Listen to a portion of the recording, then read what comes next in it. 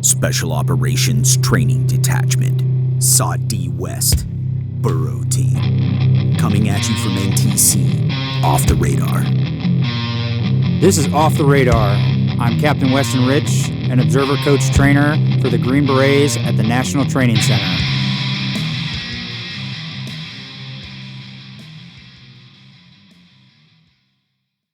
Welcome to the third and final part of our conversation with Jess and Kevin. In this part, we will discuss CA executing prolonged casualty care, expectations and thoughts of CA in large-scale combat, and how CA functioned as the sole SOF entity throughout this rotation.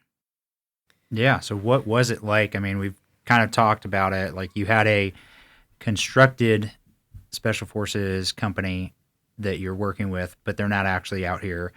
You expected or hoped that a Special Forces company would come out and work with you guys. And operationally, like, you normally work with the other tribes. So what was it like being the lead SOF element in this rotation? I loved it. It was great. It really was. 'Cause so, like I mentioned earlier, I was here with an AOB 2 years ago. Yeah. And it was a lot different. Be honest, you took naps. Yeah, no, like it was a lot different. It was there was this rotation, Kevin? No naps this rotation. I was lacking sleep. I think there was points that the ma'am told me to go to sleep. Yeah. Or first time was like, no man, you need to go to bed. But the last rotation, and this honestly goes, it could be just this simple, like, CA is here by themselves, but also the depth of the scenario that's built out. Like, Miranda's done a great job in that. Yeah. But because the scenario depth was not as deep as it was like 2 years ago, or it is now. Yeah. It was significantly better. Well, like 2 years ago, I think we ended up, like, hypothetically beating the scenario pretty quickly as it related to the CA portion. Mm-hmm. So there wasn't a lot for us to do. So I really, when she's talking about naps, I literally took a nap probably 2 hours a day. I walked away. That was 2 years ago. That was 2 years ago. Where I was like, and I came in with the mindset of that, right? Because that's what I knew. Yeah. And I was like, oh, this isn't going to be, too tough. This, probably going to get some good sleep. I'll be ready for Vegas on the back end. And, but, the way Miranda's built it and the depth of the scenario and just like testing our systems, I really think being here by ourselves and not having an AOB to rely on, like, oh, they're going to battle track. Oh, they're going to do this portion of it. Oh, we have a Fox over here that, can help with the targeting.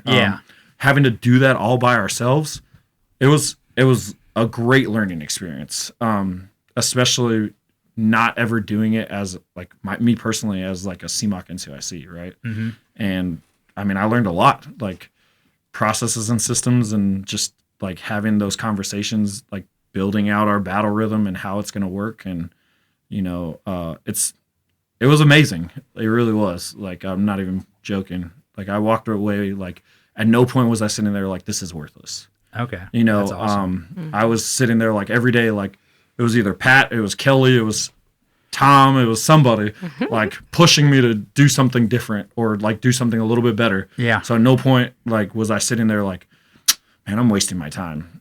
Like, not at all. Like, I think it was great. And I think having the experience of doing it by ourselves really is going to improve us as a company and as an ops, like, from the commander all the way down to the teams. Like, when I realized that, we wouldn't have, that it was going to be a constructed AOB and that we would be the only SOF player, I immediately put in an RFS for at least one PsyOpper. So I did do that because that is a huge undertaking. And then I just kind of was excited in that we were going to be the star of the show, right? Like, I didn't have to, I could look at the order and see what the AOBs and the ODAs kind of specified tasks were. And I could do things with my civil affairs teams that complemented it or made sense in space and time, but I wasn't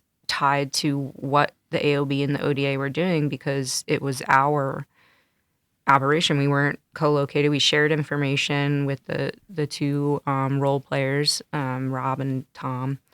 They were great. Yeah.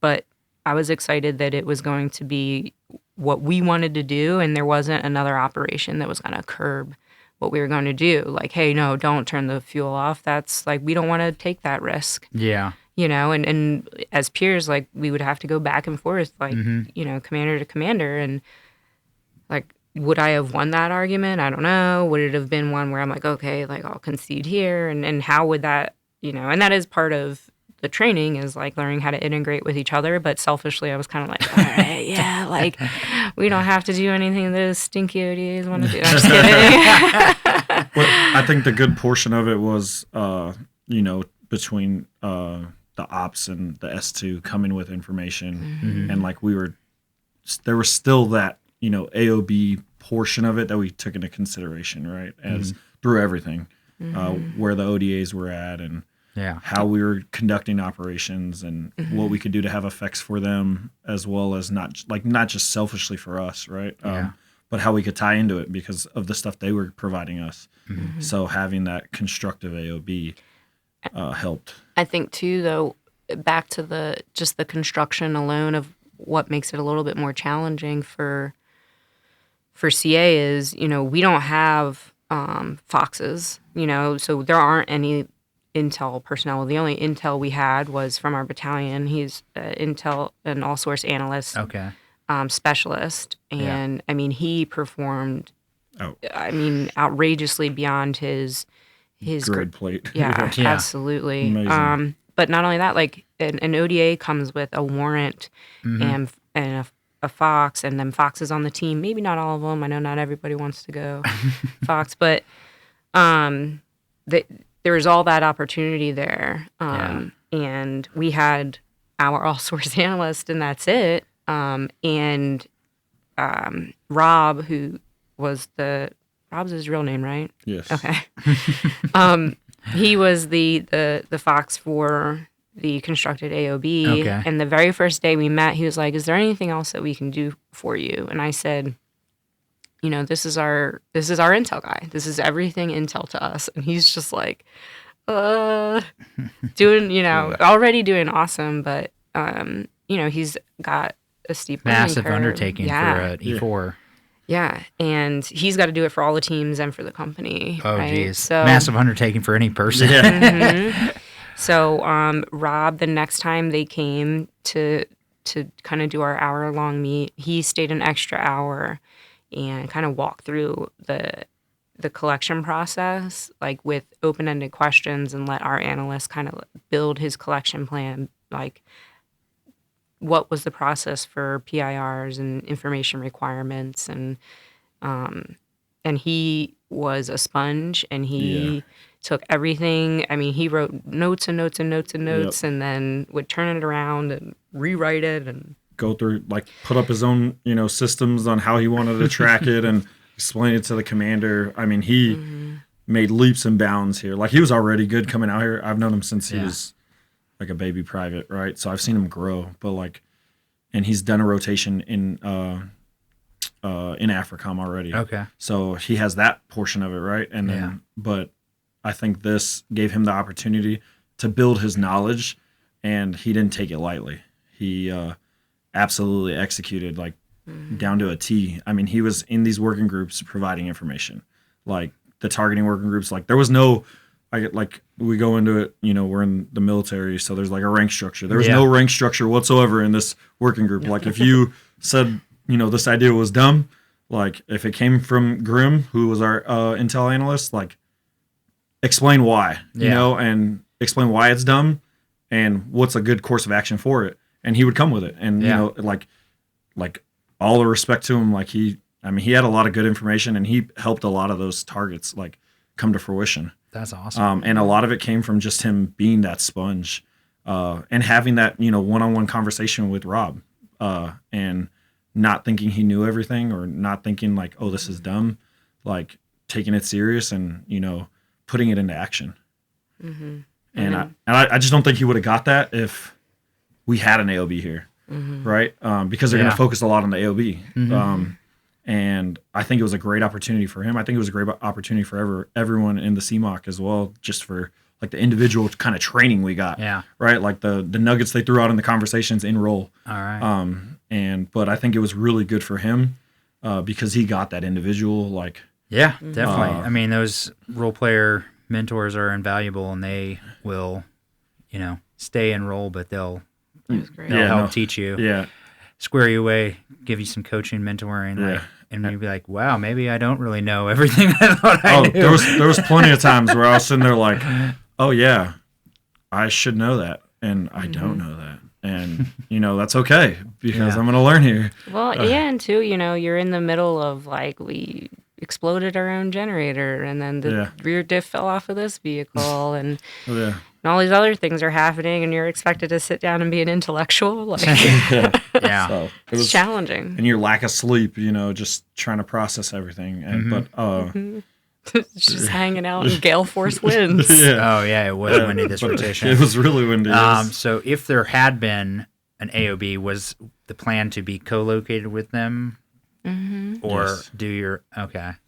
Now, though, and I think it's also just the, whatever kind of bias it would be, it's because that's how you're supposed to do it, and you're supposed to come and integrate with them. So how do you integrate without physically being together? But I think what I'll probably share with some of our other commanders that are coming through is, maybe at times it's best to not. Yeah. And some of that was also a training objective for us. I knew that we would be more effective if we were together as a company since we are small. But it was kind of stressing our systems where I was like, no, cats go be a super cat. The company's got to figure it out. That's when the 3 cats joined forces and became a 12-person element. Yeah. So, and I mean, they did a great job. Yeah. And I think we were more effective than I originally expected us to be. But it was one of those things to kind of stress our comm system and everything else. And that also was, we only had 2 or 3 platforms. Well, we also only had 2 specialists commo support. One of them wasn't even supposed to be here. He was supposed to be on our security force. Yeah. So it just lucked out that we got him as well to help the one that we had attached to us. And they're like admin computer signal. So it's 25 Bravo, like the computer. Yeah. So they're not even used to the operational platform or trained on it formally. So, I guess if we had a few, echoes around? Yeah, echoes that or even 25 uniforms. That also would have been something that we wouldn't have had to, learn and grow through with our comma windows and our platforms, et cetera. Yeah. There's a lot of training value in being, without an AOB. Yeah. And because it really stressed our systems. It really stressed everything. There was nobody to lean back on and be like, hey, can you help us out with this outside of hey, having to go through the proper channels, right? Or not just yelling across, the talk and being like, what you guys got for us to help us out here? Hey, I need you to program my 152 because I forgot how. So. Yeah, so thinking through that. Yeah. I love your red and blue picture. Here's a few gas stations, So... with the civil disobedience example that you mentioned before, and you push down, hey, here's the 5 W's, civil affairs team, figure out the how. Was there then a decision point? Did they come back to you, ma'am, as the commander with I need your approval to do this, or had you already given them approval? You have the mission, execute it how you see fit. It was so. When I went through that kind of learning curve with the SODIF on the risk tolerance level, I realized that I also need to give that to the teams. And so they knew that if they would create some civil disturbance that would be within that tolerance criteria that I gave them, non-permanent, some level of control, non-violent. So there was some level of control for civil disobedience. That's there was a 3-pronged disobedience. So the level of control would is essentially what will start it. So because you don't want to start it too early and the brigade didn't move. You don't want to start it too late and now you've got a protest crossing the street in front of 92 tanks going forwards at each other. So. that was like the level of control we wanted them to have. Yeah, not trying to recreate Tiananmen Square here. Exactly. And they came back kind of with like a 3-pronged approach. They didn't come back for approval or anything, but they just kind of let us know, like, this is our plan. And the last thing they needed to do was to sync with our PSYOPer for the information advantage and the messaging to get it out. Nice. Okay. So. And then I'm interested in hearing a little bit about the prolonged casualty care scenario that one of your civil affairs teams got to do. Yeah. So what was that like from your guys' perspective? Well, it was interesting at first because we were expecting our brigade to push through the city of Barassu, and then our team would be kind of going in behind it. The brigade had a little bit of a hiccup in that town and had a kind of a Paul's X, if you will, which is fine. Our team drove on, and from our standpoint was we got the communication that they were headed in for their KLE that was about to start. We're like, okay, same as usual. And then they come back up on, troops in contact and, one casualty. Yep. And we just our voice kind of went down and they had to roll over to ATAC. ATAC, yep. Yeah. So they wound up pushing their 9-line and miss through ATAC. And they were like, we're kind of asking like, hey, like we're going to come back. They couldn't go in a certain direction because of all of the enemy tanks. The roll 2 was black, so they couldn't go to the roll 2. They were out. So at that point it was like, okay, zoom out. CMOC's like, you've got a fire station you've been to before. It is right next to you. We grabbed the team that had assessed that fire station originally and had them contact their the civilian from their network, like, hey, is it okay if our guys they've gotten into some trouble and they have an injured person, are they allowed to bring them there? Yeah. And they were like, yep, bring them on in. So they went there. We kind of started messaging up to SODIF about evacuation, if they were able to drive down to us, if we were able to get air medevac. It was dictated that they would remain in place where they were, conduct prolonged field care, and receive air medevac at a certain time the following morning. Because of the air, the air timeline or getting medevac to them. But I think really when it came down to it, we all in the CMOC kind of talked kind of that roles and responsibilities, which made it really smooth for us at the operations side. It ended up being First Sergeant sitting over at the ATAC, myself sitting at, on the red talking to SODIF, passing every bit of information. He would just call it out. I'd send it up. And then the team was on point. I think from point of injury to the 9-line being up and them being told that to push to the fire station, I think it was 4 or 5 minutes. And you could correct me if I'm wrong, but I know it was really quick. That was also that was a battle drill. That was a battle drill that we rehearsed before we had ever left the Aruba. Yeah, with our senior medic. So anywhere the comms was, the 9-line was there. Most, a lot of things are filled out. Grid's ready to go when the team pushes out to a certain engagement area. So it was a lot of that prep work too, that as soon as it happened, it's like everyone remain calm. And we had another team out, our LNO, with his team sergeant, and his team sergeant is our actual senior medic. And so at first our first sergeant was like, should we push that team to them so that they have more medical support for this casualty? And it was just kind of one of those hey, wait, this isn't the only thing going on in our life. We have to pay attention. We have to be supportive of it, but it doesn't stop operations. And that LNO needs to come back here and be a part of the things he's supposed to be part of. There's a SOCM medic on that team who's incredible. So, trust that team and, drive on through the mission. And you can't let one tick absorb all of your capacity. Yeah. Take And- all the bandwidth. Yeah, and in all reality, it was, I think, there was only really 3 of us working it. Like, her and First Sergeant were sitting over there at the computer, and then I was sitting at the the computer talking to Soda. Yeah. Or we were on the GTAC. Yeah, they were on the GTAC, I'm sorry. Battle tracking and everything. Yeah. Getting all the information through the messages through there. And it was just us 3. Everybody else was I think they were either doing the targeting group or they were doing... continue rocking and rolling like operations. Yeah, sometimes you got to keep battle rhythm events going. I can't remember who it was. Major Hitzner stole the quote from him. He was Burroughs' last AOB commander. But you can have a battle rhythm where you're saying, hey, every day at 1600 we're doing this event. Or you can match your battle rhythm to the rhythm of the battle where, okay, something's going on. We're having a tick at 1600, so we got to push this, a little later.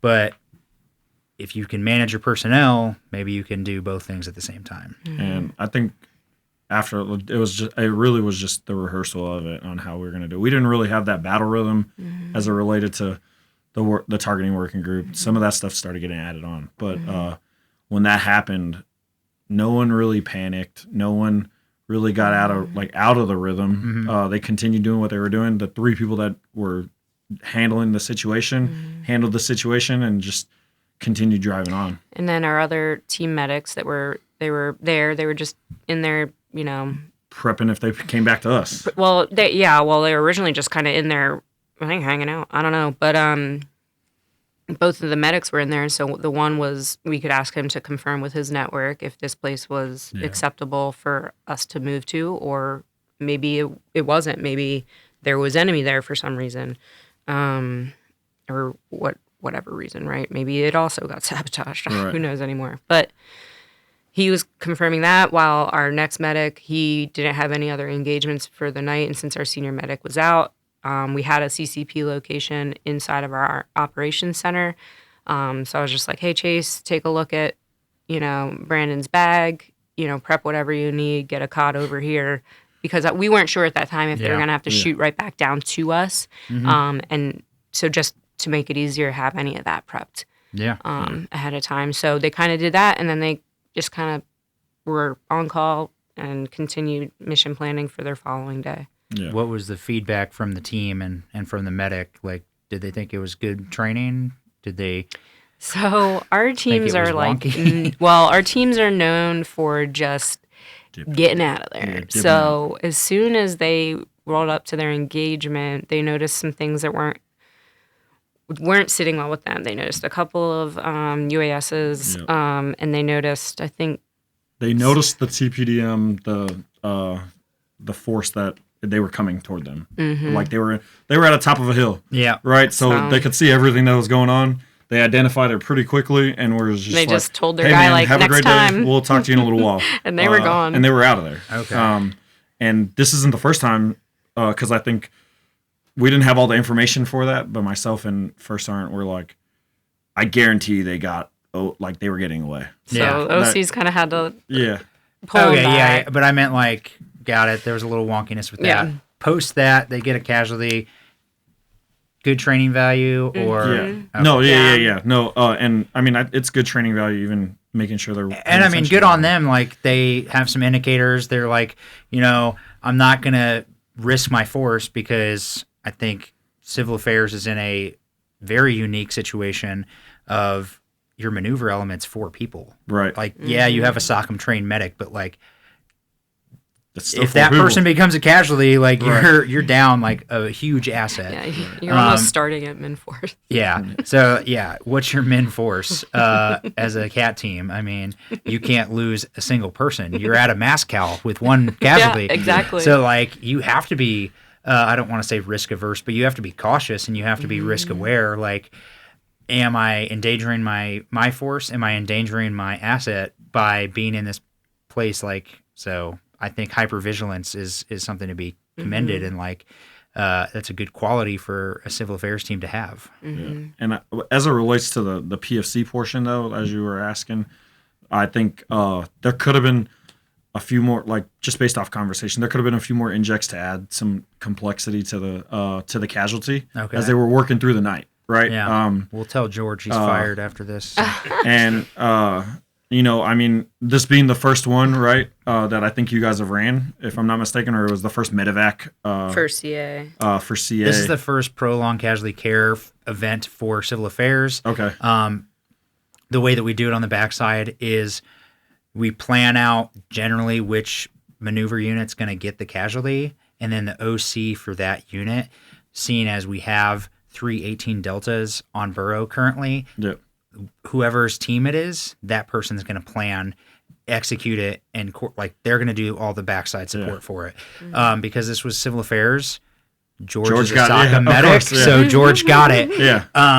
And he did a great job. It's just, to improve on it is maybe throughout the night adding, having some type of wake up criteria for the medic, right? As they go through the rest cycle, right? Finding ways to, test their systems, right? Because you're monitoring vitals throughout the night, right? Yeah. As once you get them stable. And I'm not a medic at all, but just kind of like some of the things you could probably add in is just, finding reasons to have to wake the medic up, right? Mm-hmm. To stress that system a little bit.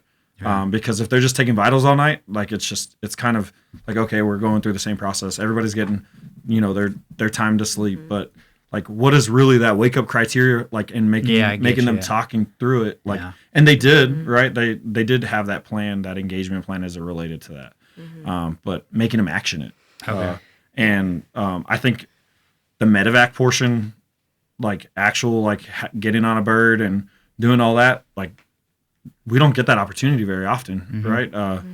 At home station, really at any training exercise, very rarely do you actually get to go through that process of transferring the patient to the bird. Yeah. And the bird coming back to, it came back to us, right? Yeah. At the operations center. What does that look like on our end? So we had to send a security element out to the DZ, get that prepared, have a medic on standby to receive the patient. Yeah. And if we were with an AOB, how much of that would we have done? Right. So probably none. Right? Yeah. Exactly. So it overall it was really good. It was a really good training event. Yeah. There's, of course, no matter what, there's always things you want to add to make it a little more complex, stress the systems a little bit, especially if you're there. For sure. But I think it was good. I think George did a good job at planning it. I think the overall execution of the medevac, even with some of the delays due to weather, because of the wind, we were still able to execute, and I think it was a great opportunity. Okay, we won't fire George. We'll keep him. No, don't fire George. And that fire department was great too, Yeah. from what I understand.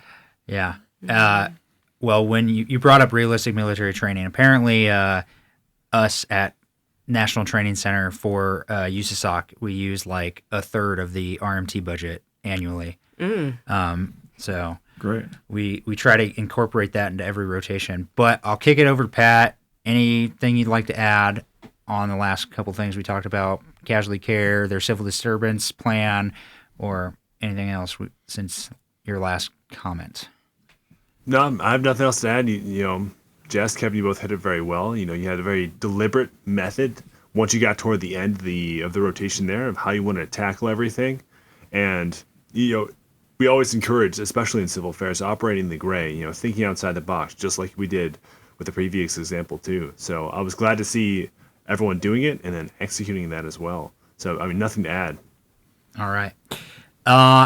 Before the rotation and then after the rotation, what did you think civil affairs and large-scale combat look like? So... Kevin's like, I don't want to answer this. Go ahead, man. You got it.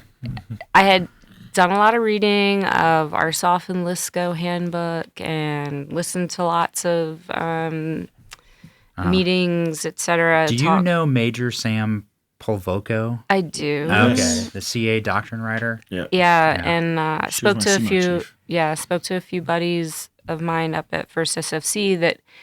It just so happened that before he came out here, a big question was what's the company's responsibility in LISCO? What is the SF company supposed to do? What is the CA company supposed to do? And I was like, oh man, if they're all asking this question and I'm about to go, I was hoping you're going to tell me. So I did sit down with my battalion commander before he came out here to just kind of help me focus of what, I thought was CA company's responsibility in LISCO. So there's always the consolidation of gains behind the FLOT, the typical humanitarian assistance, essential service restoration, return to normalcy, right? So with the reserve force, we wanted to kind of, as politely as we could, Heisman that off to them. I think we did a decent job, but it's also, it's easy to get sucked down that rabbit hole. And then the next kind of thing for civil affairs in LISCO is creating opportunities beyond the FLOT. And I also kind of paired that up with creating, I don't know how many times I said it to you guys, but creating operational time for the maneuver brigade. Like, how do we get effects in front of our fighting force that creates operational time for them to do what they need to do? How does it either disrupt the enemy? How does it, support the speed or the tempo that they're at? So I think that was a big focus on what we did here. I think the third kind of focus for CA, and my battalion commander said it really well. He called it horizontal escalation. Okay. So if you're thinking, what are you doing in Africa in support of the war in Ukraine? What are you doing as horizontal escalation to your adversary, which you can't really get after that in this space. So in our scenario here at NTC, it was trying our best to think in time and space, cities ahead of what the maneuver pattern was of the maneuver brigade. And once my CMOC got comfortable in that kind of 72-hour window, I kept trying to pull out a bigger map and sit there and be their plans officer. Okay. And think okay, outside of Machnik province, what other strange opportunities are here? And I'm looking at all these airfields. I was in a whole. We were deployed for 6 months, as far as I was concerned. That's good. We were in That's it to win it. That's the type of mentality you need. Yeah, Pat came over one day and he's like, "So what are you thinking?" He's like, "Where are you pointing on this?" And then we map? had this big map on the watering hole that was way out. It was great. I was trying my best to zoom out as far as I could, and then come back in and meet my CMOC kind of in the middle, so that I was ready to catch them when they were ready to push that one behind them, and they didn't spend too much time on it. When they get it pushed out to the teams, it's out to the teams. They're on to the next target, and I'm a little bit ahead of them. And that was the way I could do my best to create operational time for the brigade's tempo and make effects beyond the FLOT. And I think that was really what our responsibility is with the networks that we have. Yeah. I agree. Utilizing the networks. So that was a lot of words. To facilitate. Sorry. Utilizing the networks that we have to facilitate things in the deep and the extended deep. Mm-hmm. That's awesome. I might mess this. So creating operational time by having effects in the deep in a very concise, maybe missing a good point that you put there. But I do think it's something that institutionally, schoolhouses, whatever, all the officer training that you go to, struggle to teach officers that when you're in a command position, you have to be forward thinking and do that visualization. And that leads to being able to give good guidance. And I think you did a really good job explaining your thought process of, I'm going to turn this portion over. And you said you were thinking about yourself as a plans officer. And I think that's kind of something a commander needs to do. They have to look at the bigger picture, and maybe it would have been more difficult or easier if there was an SF major that had a company and all these ODAs in reality, or maybe you'd compete for resources and you'd have less bandwidth to do that. But that zooming out and going, okay, if we are on our operational timeline and we're hitting these objectives, where are we at in 3 days? Where are we at in 4 days? Because NTC, JRTC are only so long, but it is trying to get people to think about a whole campaign, because you're there for an indeterminate amount of time. Like at the training centers, you're there for 10 to 14 days or whatever it is, but like it's not that a day is a week or whatever pretend time you want to look. A day is a day, but we're going to progress in a rapid manner to try and get all of these different training perspectives and objectives completed. And that's interesting through conversations I've had with other people that have been here. It's definitely something that people really struggle at, is like getting through, okay, I want to be here tomorrow and there the next day, and how are we going to do that? And the how portion is a little less is pretty much off of the commander's plate and onto somebody else's plate. And if you have a maneuver or down trace unit, you can push that how down to them as long as they're operating within your intent and your guidance.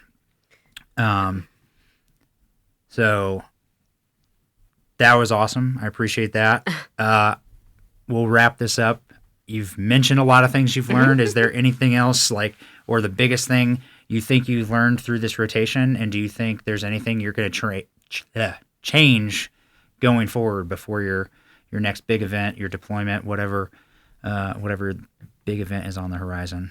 PCCs and PCIs. Okay, keeping it simple, keeping it fundamentals. That's awesome. There was a lot of things that I myself take responsibility for on some of the, I guess, failures that are as it related to comms coming out here. Okay. I'm not a communications person, but there's things that I could have done to alleviate that. And He's a talker, not a communicator. But yes, I think that's when you just keep running your mouth but never get to a point. I'm a gold medal at that. But I think taking some of the lessons learned, like I have probably 2 or 3 pages just for myself as it related to preparation for this, execution of some of the stuff. And like I was telling you earlier, kind of things that if I do end up in the first iron seat, like what I'm going to project to the commander as like how we should go about training as a CMOC, right? Because, there was things that we lacked, right? Yeah. And like I can take responsibility for that, like as it relates to that, just for the simple fact that maybe we just took it too lightly, or I took it too lightly coming out here just from past experience. Yeah. I saw what our CMOC did the last time, and I had that mindset, and I was kicked in the face pretty quickly. And I was kicked over and over in the face. And it's fine. But just kind of the planning for it, the execution of it, the processes and systems and how we would go about it prior to coming out here. So having some of those in order and maybe training on them ahead of time, right? Training consistently on them so that it's really a battle rhythm and it's just muscle memory at that point. Yeah. So, but yeah, the biggest thing really is PCCs, PCIs. And I know First Iron's going to love that I said that on here because he's smacking us at the head with a book over and over about it. And, clear and concise guidance. Whether it's from her to us, she started getting really good at it. And then from me to everybody else, right? Because like I was saying, I had it all in my head, but was I clearly giving that guidance, or was it concise, or was it just very broad and like, what is he talking about? I understood it in my head, but did everybody else understand it? So I learned a lot. I really appreciate everything SOT-D did here. All right. I do. Like I said, the 2 years ago to now has drastically changed for the better. Yeah. And I think a lot of it for the CA aspect comes with Miranda. Like Miranda's done a great job. She has. She's put a lot of work in it. She's awesome. I've known her since she got to the battalion a long time ago. So, and stayed in contact with her the whole time. So I knew when she came out here, she was going to do a really good job because she does a good job everywhere she goes. Yeah. So, well, I appreciate your lesson learned is fundamentals. Yeah. Basic things. The basic stuff. Do the simple things 100% right and do them. Because if you do the basics right, consistently. the harder things are become easier. Okay. Right? So Kevin stole the easy answer. No, I'm just kidding. What's your answer, man? I think so. There's a couple of things I want to point out for maintaining, and I think the biggest thing is that specificity in my guidance and my intent to my teams, to my CMOC, and really pulling together what all that higher level guidance is and making it particular to my team strengths and my operations center strength. I think what will be interesting is maintaining these, like our targeting, our communication, how we operate as an operation cell and not an administrative company headquarters, and how we're going to do that when we have teams in 5 different countries. That'll be an interesting challenge, and it's something that we're going to have to codify the things that we learned coming out of here, and then what does that look like when we operationalize it spread across a continent. So it'll be an interesting kind of shift to what that SOP would look like. And then I think also the most important thing to get the most out of coming here that I would advise to anyone listening or anyone heading to a CTC rotation or really any training event that you do in your backyard is to just be in it, take it serious, because you're going to be there anyways. And the way you can have the most fun is if you're really there to, like, whenever you hit a bump in the road, you work through it and it's okay. You don't dwell on it, and you take the whole scenario as if it's real, because that makes it the most fun and it makes it the most beneficial. So I would think anybody coming here, it's like, before we even left, I kept saying, like, we're deploying, guys, and opportunity is real, and all this stuff. And people would kind of joke, but it created a culture within our company that we were, like, taking this for exactly what it was.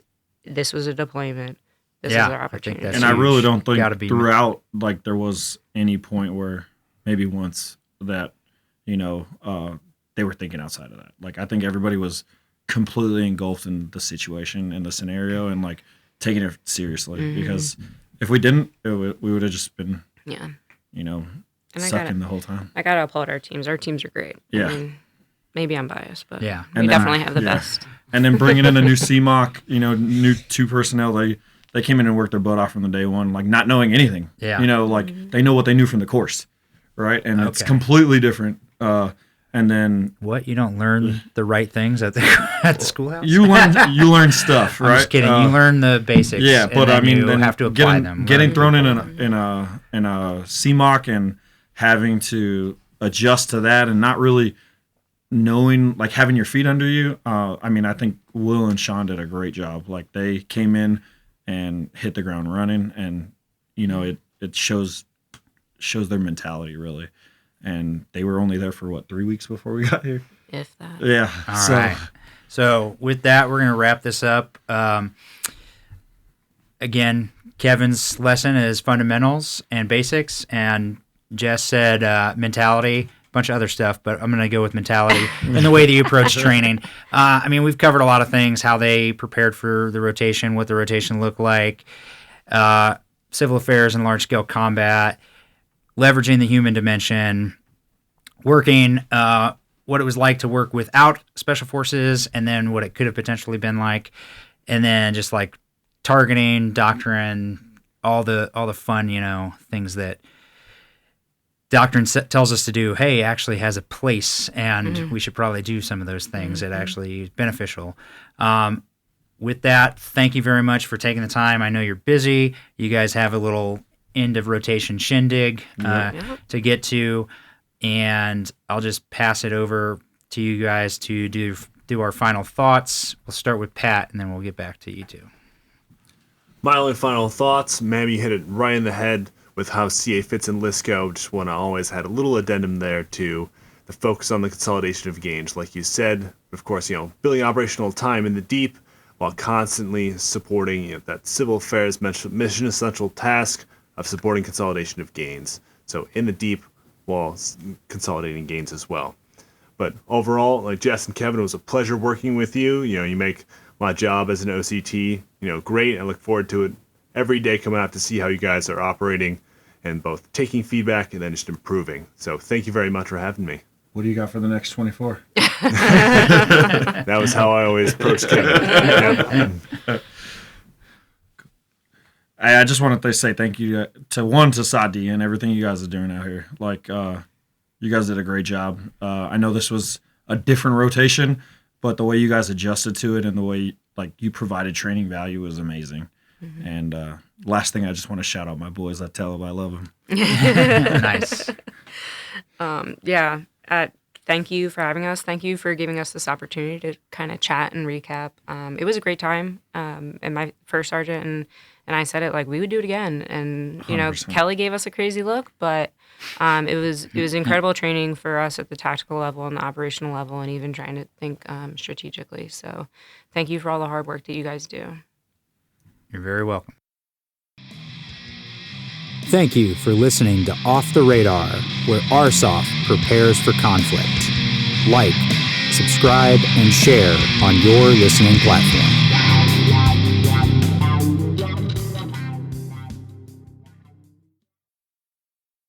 Actions will determine the outcome.